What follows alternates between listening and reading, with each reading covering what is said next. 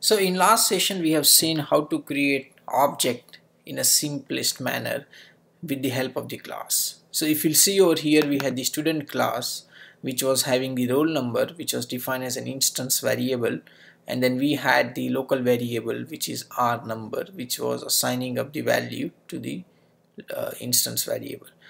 Now say for the instance, every time whenever we are creating up the object over here, we have to write down the two statements over here, which is creating the object and setting up a value.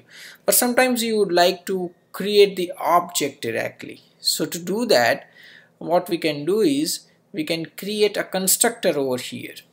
So we can just say public student, and then we can say public student integer r number, and then this, instead of that I can just say that roll number, which is equal to r number. So what are we doing over here is, this is called as a constructor because the class name and the method name is same, and it does not have a return type here. So if you look at the methods, it always have a return type. If it does not return anything, its return type is void. So here the class name and the method name is same, that's why it is called as a constructor. This is called as a default constructor or non-parameterized constructor. This is called as a parameterized constructor.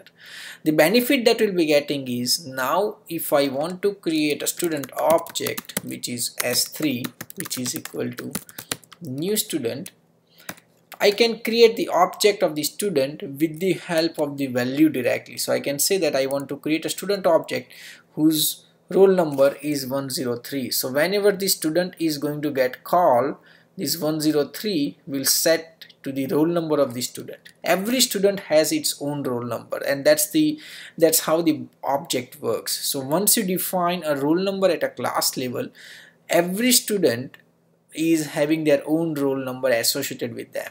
So now if we go out and then say s3.get roll number, you will see that we are able to print 103, right? So here we are actually saving up one statement. So whenever we want a class or an object which needs to have the values to be set up, we can create parameterized constructor, and that helps us out in reducing up the number of lines of code whenever we are creating the object.